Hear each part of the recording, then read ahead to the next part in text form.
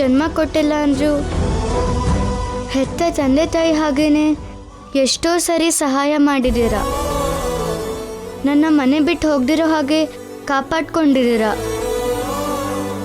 ಆದರೆ ಇವತ್ತು ನಡೆದಿದ್ದಕ್ಕೆ ದೊಡ್ಡಮ್ಮವರು ಯಜಮಾನ್ರು ನನ್ನ ಕ್ಷಮಿಸಲ್ಲ. ಇನ್ನು ನೀವು ನನ್ನ ತಡೆಯೋಕ್ಕಾಗಲ್ಲ.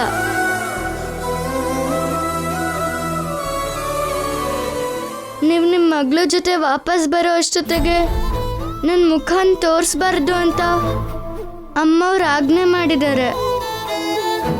ಅದಕ್ಕೆ ನಾನು ಈ ಮನೆಯಿಂದ ಹೊರಗೆ ಹೋಗಬೇಕು ಅಂತ ನಿರ್ಧಾರ ಮಾಡ್ಕೊಂಡಿದ್ದೀನಿ.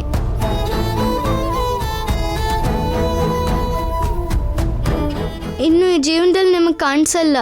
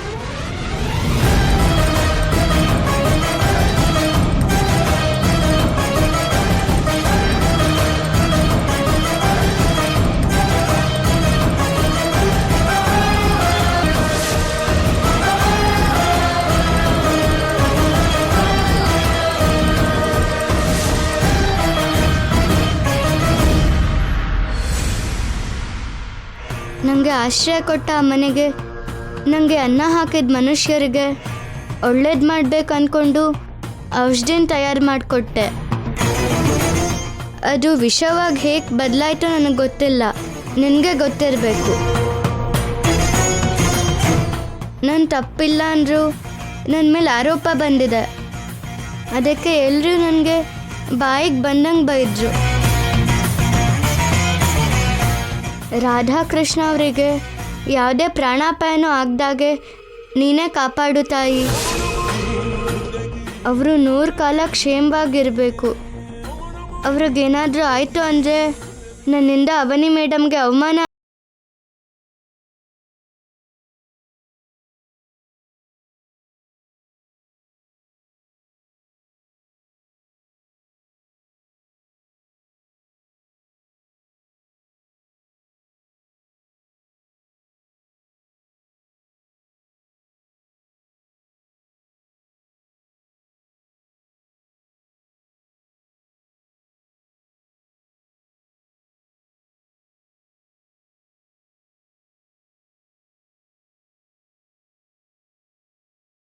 ಗೊತ್ತಾಯ್ತಂದ್ರೆ ನನಗೋಸ್ಕರ ಹುಡುಕ್ತಾರೆ. ಅದಕ್ಕೆ ಯಾರ ಕಣ್ಣಿಗೂ ಕಾಣಿಸ್ದಾಗೆ ದೂರ ಹೊಟ್ಟೋಗ್ತೀನಿ.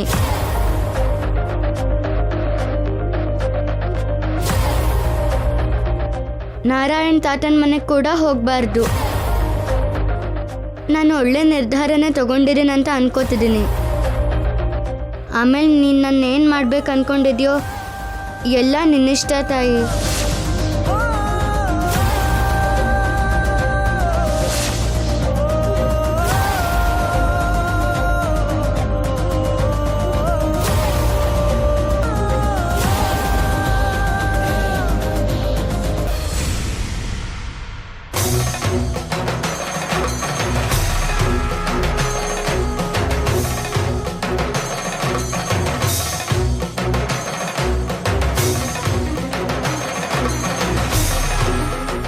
ಇಲ್ಲಿವರೆಗೂ ನಡೆದಿದ್ದು ಬೇರೆ, ಇನ್ಮೇಲೆ ನಡೆಯೋದೇ ಬೇರೆ. ಏನೇ ಆದರೂ ನಿನ್ನ ಆಜ್ಞೆ ಇಲ್ಲದೆ ನಡೆಯಲ್ಲ. ಏನು ನಡೆದ್ರೂ ಅದು ಎಲ್ಲ ನಿನ್ನ ಚಿತ್ತನೆ. ಇಷ್ಟು ವರ್ಷ ಕಷ್ಟ ಅನುಭವಿಸಿರೋ ಆ ತಾಯಿಗೆ ಇವಾಗ ಸಂತೋಷ ಸಿಕ್ತು. ಅವಳ ಮನಸ್ಸಿನ ನೋವುಗಳು ಈಗ ದೂರ ಆಯಿತು. ಅವನಿ, ಶ್ರೀಕರ್, ಅಕ್ಷಯ ಇಲ್ಲಿವರೆಗೂ ಅನುಭವಿಸಿದ ನೋವುಗಳನ್ನು ಮರ್ತೋಗೋ ಹಾಗೆ, ಅದ್ಭುತವಾದ ಗೌರವ ಸಿಗೋ ಹಾಗೆ ಮಾಡು.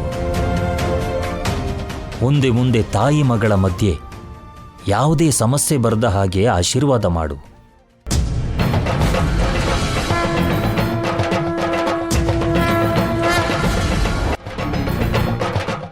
ಹೊರಡೋಣವಾ? ಗುರುಗಳೇ, ಚಿಕ್ಕ ಸಂದೇಹ. ಕೇಳು. ಅವನಿಯವರಿಗೆ ಅಕ್ಷಯನೇ ತನ್ನ ಮಗಳು ಅನ್ನೋ ನಿಜ ಗೊತ್ತಾಗೋದ್ರ ಜೊತೆಗೆ ಅಮ್ಮ ಅಂತ ಕರೆಸ್ಕೊಂಡ್ರೆ ಯಾವುದೇ ಸಮಸ್ಯೆ ಕೂಡ ಆಗೋದಿಲ್ಲ ಅಂತ ಗೊತ್ತಾಗೋಯ್ತು. ಅಲ್ಲಿವರೆಗೂ ಚೆನ್ನಾಗೇ ಇದೆ.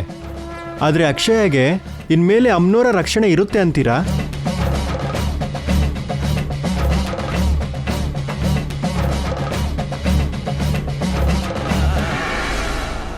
ಅವನು ಕೇಳಿದ ಸಂದೇಹನೇ ನನಗೂ ಬಂತು ಗುರುಗಳೇ. ಅಕ್ಷಯ್ ಇಷ್ಟು ದಿನ ಒಂಟಿಯಾಗಿದ್ದಕ್ಕೆ ಅಮ್ಮನವರು ನೋಡಿಕೊಂಡ್ರು.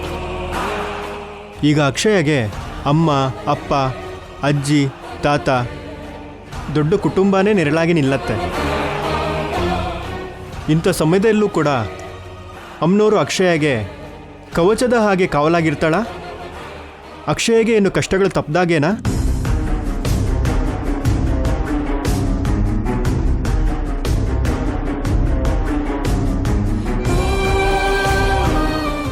ಹೇಳಿ ಗುರುಗಳೇ.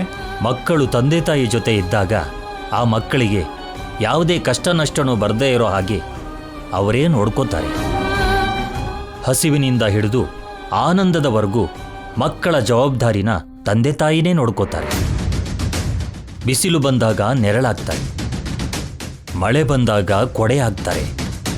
ಸರ್ವ ಎಲ್ಲ ಅವರೇ ಆಗ್ತಾರೆ. ಸರ್ವಸ್ವವನ್ನು ಮಕ್ಕಳಿಗೆ ಅಂಕಿತ ಮಾಡ್ತಾರೆ.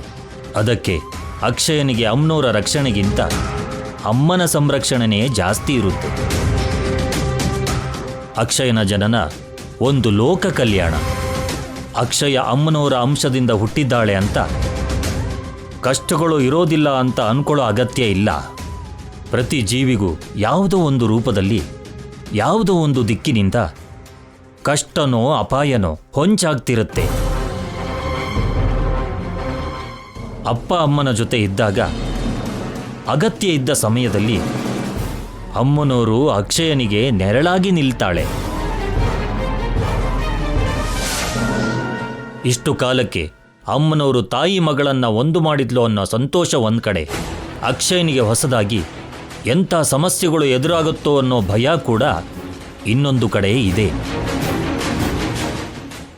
ಇಲ್ಲೋಡು, ಇಲ್ಲೇನೋ ಕಾರ್ ರೇಸಿಂಗ್ ನಡೀತಿರೋ ಹಾಗೆ ಏನಕ್ಕೆ ಸ್ಪೀಡಾಗಿ ಹೋಗ್ತಿದ್ಯಾ? ಅಷ್ಟಕ್ಕೂ ನಾವು ಎಲ್ಲಿಗೆ ಹೋಗ್ತಿದ್ದೀವಿ ಬಂಗಾರ? ಸೈಲೆಂಟಾಗಿ ಕೂತ್ಕೋ. ನೋಡು, ಆವಾಗಿಂತ ನಾನು ಸೈಲೆಂಟಾಗೆ ಕೂತ್ಕೊಂಡಿದ್ದೀನಿ. ನೀನೇ ತುಂಬ ವೈಲೆಂಟ್ ಆಗಿರೋದು. ದೈವ ಲೀಲೆಗಳು ಹೇಗಿರುತ್ತವೋ ನಾವು ಅಷ್ಟು ಸುಲಭವಾಗಿ ಅಂದಾಜು ಮಾಡಲಿಕ್ಕಾಗೋದಿಲ್ಲ. ಆ ಕುಟುಂಬ ಸಂತೋಷವಾಗಿರಬೇಕು, ಅದರಲ್ಲಿ ಅಕ್ಷಯ ಇರಬೇಕು. ಅಷ್ಟನ್ನು ಮಾತ್ರ ನಾವು ಕೇಳ್ಕೋಬಹುದು. ಉಳಿದಿದ್ದೆಲ್ಲ ಅಮ್ಮನವರೇ ನೋಡ್ಕೋತಾಳೆ.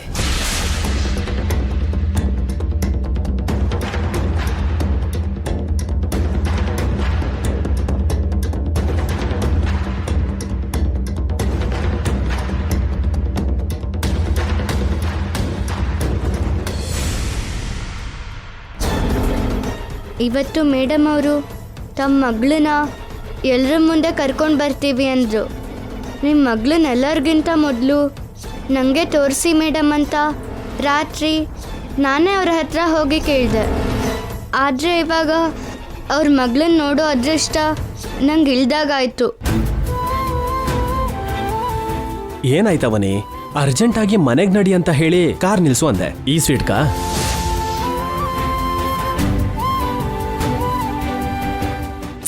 ಅಯ್ಯೋ ಬಾವಾ, ಏನಾದ್ರೂ ಶುಭವಾರ್ತೆನ ಹೇಳ್ಬೇಕಾದ್ರೆ, ಯಾವ್ದಾದ್ರೂ ಶುಭ ಕಾರ್ಯನ ಮಾಡ್ಬೇಕಾದ್ರೆ ಸ್ವೀಟ್ಸ್ ಕೊಟ್ಟು ಎಲ್ರೂ ಬಾಯಿನೂ ಸಿಹಿ ಮಾಡ್ತೀವಲ್ವಾ? ಅದಕ್ಕೆ ನಮ್ಮ ಮಗಳ ಬಗ್ಗೆ ಎಲ್ರಿಗೂ ಹೇಳಿ ಸ್ವೀಟ್ಸ್ ತಿನ್ನಿಸ್ಬೇಕು ಅಲ್ವಾ?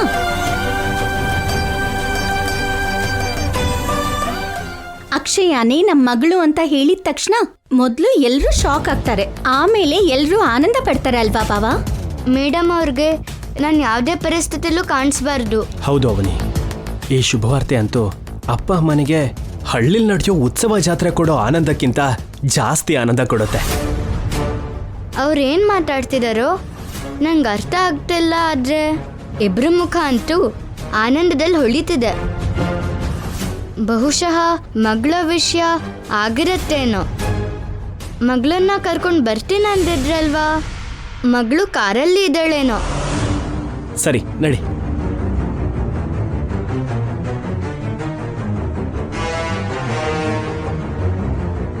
ಅರೆ ಅಕ್ಷಯ, ಅಕ್ಷಯ, ಅವನಿ, ಅವನಿ,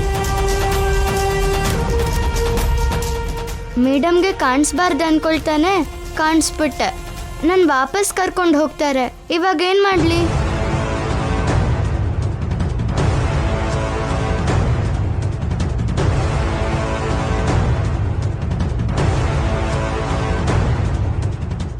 ಅಕ್ಷಯ, ಅವನಿ, ಅವ್- ಅವನಿ, ಅವನಿ, ಅಕ್ಷಯ್ ಇಲ್ಲಿ ಯಾಕಿರ್ತಾಳೆ? ನಾನ್ ನೋಡ್ದೆ ಬಾವಾ. ಅಕ್ಷಯ ಮನೇಲಿರ್ತಾಳೆ.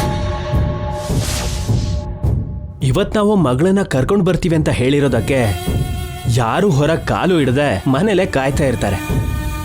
ನಾವು ಪದೇ ಪದೇ ಅವಳ ಬಗ್ಗೆನೇ ಮಾತಾಡ್ಕೊಂಡು ಬರ್ತಿದೀವಿ ಅಲ್ವಾ?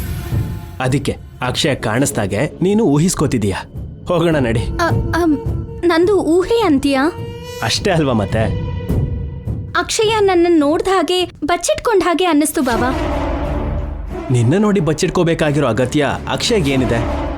ಖಂಡಿತವಾಗ್ಲೂ ಹೇಳ್ತಿದ್ದೀನಿ, ನೀನು ಊಹಿಸ್ಕೊಂಡೆ. ಅದಲ್ಲ ಬಾವಾ. ಅವನಿ, ಮನೇಲಿ ಎಲ್ಲರೂ ನಮಗೋಸ್ಕರ ಈಗಾಗಲೇ ಕಾಯ್ತಿರ್ತಾರೆ. ಬೇಗ ಹೋಗೋಣ ನಡಿ. ನಡಿ ಅವನಿ, ಬಾ.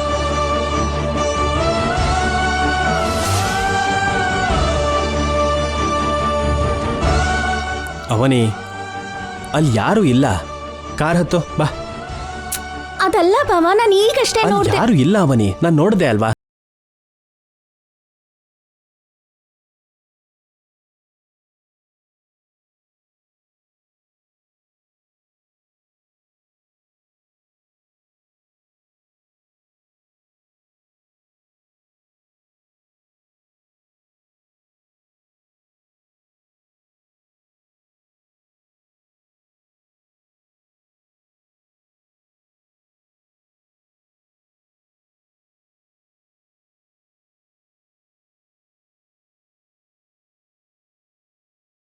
ದಯವಿಟ್ಟು ನೀವು ನನ್ನ ಹುಡ್ಕೋ ಪ್ರಯತ್ನ ಮಾಡಬೇಡಿ. ನೀವು, ನಿಮ್ಮ ಮಗಳು, ನಿಮ್ಮ ಕುಟುಂಬ ಎಲ್ಲರೂ ಯಾವಾಗಲೂ ಚೆನ್ನಾಗಿರಬೇಕು.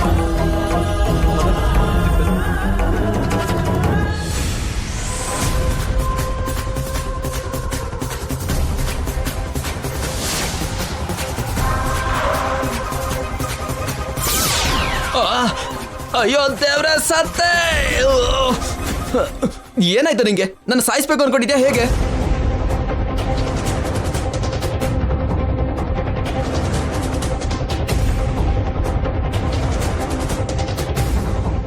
ಅಲ್ಲ, ಮಣ್ಣ ಹಾಸ್ಪಿಟಲ್ ಅಲ್ಲಿ ಸಾವು ಬದುಕಿನ ಮಧ್ಯೆ ಇದ್ದಾನೆ.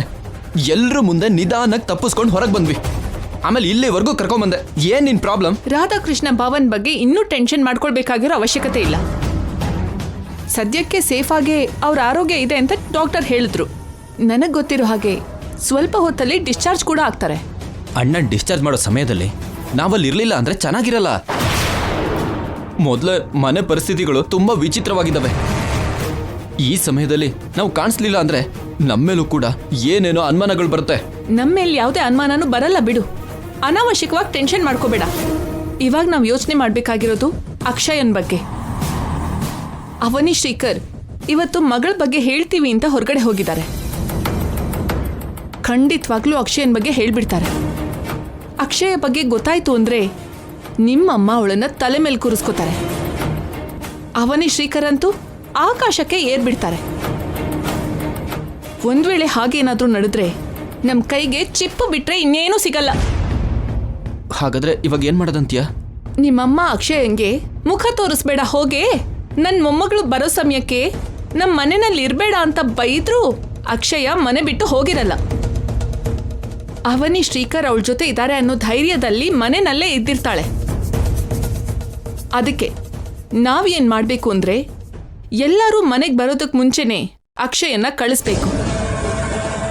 ಕಳಿಸ್ಬೇಕು ಅಂದರೆ ಎಲ್ಲಿ ಮೇಲ್ ಕಳಿಸ್ಬೇಕಾ ಮನೆಯಿಂದ ಹೊರಗೆ ಕಳಿಸ್ಬೇಕಾ ಅನ್ನೋದನ್ನ ಮನೆಗೆ ಹೋದ್ಮೇಲೆನೆ ಡಿಸೈಡ್ ಮಾಡೋಣ. ಅಲ್ಲಿರೋ ಪರಿಸ್ಥಿತಿಗಳ ಪ್ರಕಾರ ನಮ್ಮ ಡಿಸಿಷನ್ ಡಿಪೆಂಡ್ ಆಗತ್ತೆ. ಇಲ್ಲ ಬಂಗಾರ, ಅಕ್ಷಯ ಬದುಕಿದ್ರೆ ನಮಗೆ ಕ್ಷಣ ಕ್ಷಣಕ್ಕೂ ಸಮಸ್ಯೆನೇ. ಅದರಲ್ಲಿ ಯಾವುದೇ ಅನುಮಾನ ಇಲ್ಲ. ಅವಳನ್ನ ಮುಗಿಸಿ ಮೂಟೆ ಕಟ್ಟಿ ನದಿಗೆ ಬಿಸಾಕ್ಬಿಡೋಣ. ಅಮ್ಮ ಬೈದಿದ್ದಕ್ಕೆ ಬೇಜಾರು ಮಾಡ್ಕೊಂಡು ಎಲ್ಲೋ ಹೊರಟೋದ್ಲು ಅಂತ ನಾವು ಕ್ರಿಯೇಟ್ ಮಾಡೋಣ. ಆರೋಪ ನಮ್ಮ ಮೇಲೆ ಬರ್ದೇ ಇರೋ ಹಾಗಿರುತ್ತೆ. ಏನಂತೀಯ? ಮೊದಲು ನಾವು ಮನೆಗೆ ಹೋಗೋಣ ನಡಿ.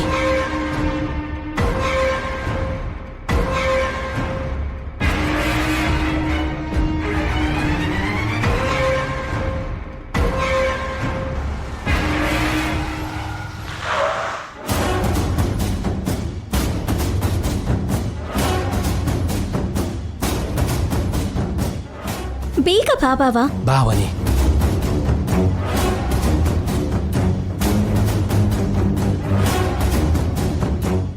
ಅತ್ತೆ, ಅಮ್ಮ, ಮಾವ, ಅಪ್ಪ, ಅಮ್ಮ, ಎಲ್ಲರೂ ಬೇಗ ಹೊರಗಡೆ ಬನ್ನಿ. ಅಮ್ಮ, ನಮ್ಮ ಮಗಳ ಬಗ್ಗೆ ಹೇಳ್ತೀವಿ, ಹೊರಗಡೆ ಬನ್ನಿ. ನಿಮ್ಮ ಮೊಮ್ಮಗಳ ಬಗ್ಗೆ ಹೇಳ್ತೀವಿ, ಬನ್ನಿ ಅಮ್ಮ. ಅಮ್ಮ, ಅಪ್ಪ, ಅತ್ತೆ, ಅಮ್ಮ, ಮಾವ.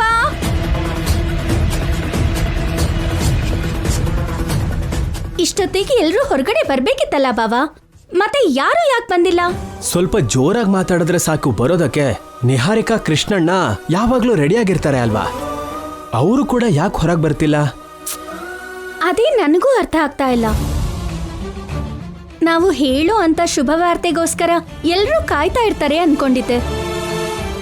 ಮನೆ ತುಂಬಾ ಸಡಗರದಿಂದ ತುಂಬಿರತ್ತೆ ಅನ್ಕೊಂಡೆ. ಆದ್ರೆ ಇಷ್ಟೊಂದು ನಿಶ್ಶಬ್ದವಾಗಿದ್ಯಲ್ಲ ಬಾಬಾ. ಅಕ್ಷಯ ಆದ್ರೂ ಕನಿಷ್ಠ ಹೊರಗಡೆ ಬರ್ಬೇಕಿತ್ತು ಅಲ್ವಾ? ಅಕ್ಷಯ, ಅಕ್ಷಯ, ಅಮ್ಮ ಅಕ್ಷಯ, ಅಕ್ಷಯ. ಅವನಿ, ನಾನು ಅಮ್ಮನ ರೂಮಲ್ಲಿ ಹೋಗಿ ನೋಡ್ತೀನಿ. ನೀನು ಹೋಗಿ ಅಕ್ಷಯನ್ ಕರ್ಕೊಂಡ್ ಬಾ. ಮೇಲ್ಗಡೆ ರೂಮಲ್ಲಿ ಇರಬೇಕು, ಹೋಗಿ ನೋಡು. ಸರಿ ಬಾವಾ. ಅಮ್ಮ, ಅಮ್ಮ,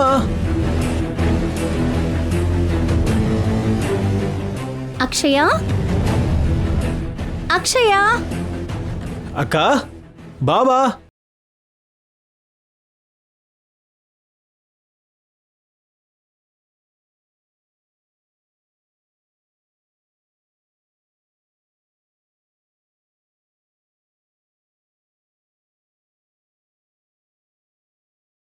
ಒಂದೇ ಸಲ ಯಾರು ಕಾಣಿಸ್ತಿಲ್ಲ ಅಂದ್ರೆ ಏನು? ಎಲ್ಲಿಗೆ ಹೋಗಿರ್ತಾರೆ? ಏನ್ ನಡ್ದಿರತ್ತೆ? ನಾವು ಏನೋ ಊಹಿಸ್ಕೊಂಡ್ ಬಂದ್ರೆ ಇಲ್ಲಿ ಹೀಗಾಯ್ತಲ್ಲ ಬಾವಾ. ಅಟ್ಲೀಸ್ಟ್ ಅಕ್ಷಯ ಆದ್ರೂ ಮನೇಲಿ ಇರ್ಬೇಕಿತ್ತು ಅಲ್ವಾ? ಇವತ್ತು ನಾವು ನಮ್ಮ ಮಗಳ ಬಗ್ಗೆ ಹೇಳ್ತೀನಿ ಅಂತ ಹೇಳಿದ್ದೆ ಅಲ್ವಾ? ಅದಕ್ಕೆ ಅತ್ತೆ ಮಾವ ಎಲ್ಲಾರನ್ನೂ ಯಾವ್ದಾದ್ರು ದೇವಸ್ಥಾನಕ್ಕೆ ಕರ್ಕೊಂಡು ಹೋಗಿರ್ಬೇಕು. ಮೊಮ್ಮಗಳ ಬಗ್ಗೆ ಗೊತ್ತಾದ್ಮೇಲೆ ದೇವಸ್ಥಾನಕ್ಕೆ ಕರ್ಕೊಂಡು ಹೋಗ್ತಾರೆ, ಆದ್ರೆ ಮೊದಲೇ ಯಾಕೆ ಕರ್ಕೊಂಡು ಹೋಗ್ತಾರೆ? ಒಂದ್ ವೇಳೆ ನೀನು ಊಹಿಸಿದ್ದೆ ನಿಜ ಆಗಿದ್ರೆ ಅಕ್ಷಯನ್ ಕೂಡ ಕರ್ಕೊಂಡು ಹೋಗಿರ್ತಾರೆ ಅಂತೀಯ?